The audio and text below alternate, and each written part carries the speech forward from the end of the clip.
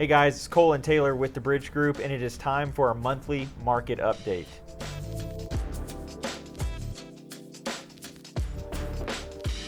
So welcome back. Like we talked about before, it is time for our monthly market update, and these numbers and the stats and everything are really just going to echo kind of. Yeah, but keep in mind, this is May, not June. So June is going to be crazier, I think. Always. Yeah, June is always crazy. The warmer you get, the crazier it gets, generally speaking. But well, that's what everyone's impression is, right? All the sellers, they believe, well, June, the summer, is the best time to sell your house, which in this summer is just so happens to be the truth. Yeah. In my opinion, I always do like to list whenever there's a little bit less competition, a little bit less inventory, but I don't know if you can get less inventory than what we have right now. Yeah, we have right now, they're picking from the bottom of the barrel, it seems. But it's and then the last year really has felt like the busiest summer month. It's been pretty much nonstop, and I guess we'll get into that in a second here, but absolutely crazy stuff. Okay, so talking about all these crazy numbers, let's get into it. So yeah, for May, single-family home sales rose 48.2% to over 9,700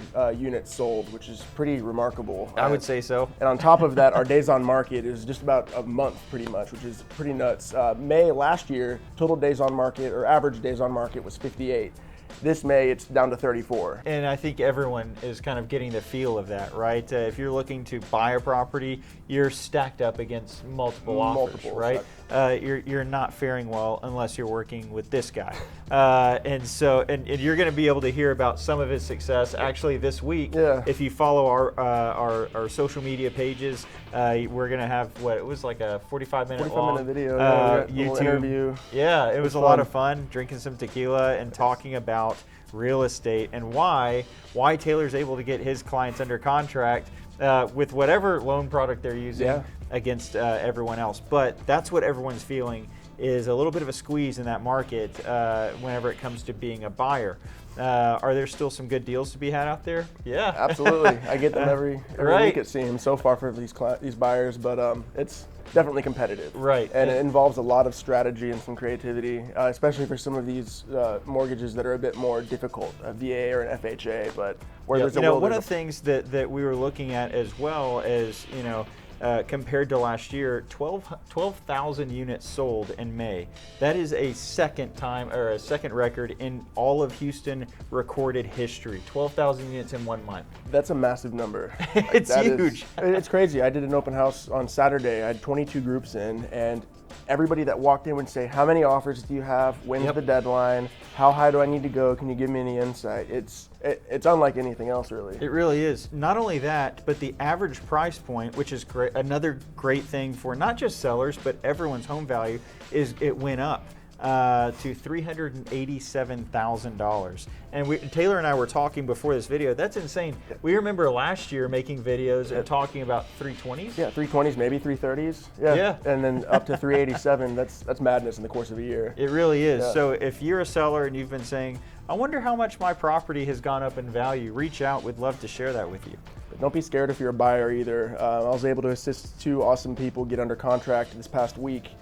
$0 above asking. So there's definitely ways to go about that. And there were new, beautiful listings just hit the market too. And we've said it last month on our monthly market update, and it's still affecting us now, and it will until I believe the interest rates start going up, which will pull buyers out, which will bring our months of inventory up. So again. What's our months of inventory? Months of inventory now is a historic low all-time, 1.4 months of inventory. So what that means is you have enough houses on the market to supply 1.4 months of demand. The same time last year, it was, 3.4? Yeah, 3.4 months, and that's going into the summer. That is so in May, it's going to rapidly increase, right, from May to June, because you're going to see a massive uptick of sellers putting their houses on the market. What we saw last year, and the reason why we're in this predicament, COVID happened, and 50% of the sellers last year decided not to list their house.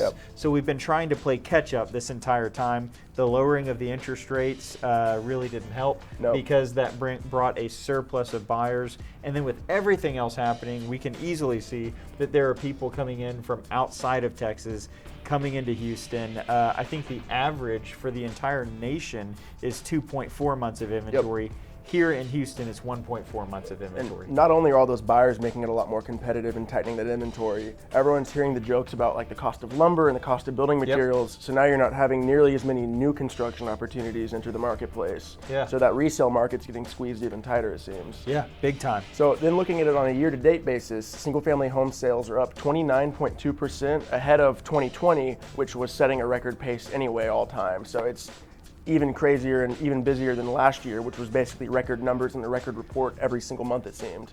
It's just insane that we have less homes on the market, less active listings, lower inventory, and we're selling at a faster rate. Yeah, no, it's madness. Everyone, I know everyone on the team's really busy right now, and yeah, there's a lot going on, despite having such a small, limited amount of supply.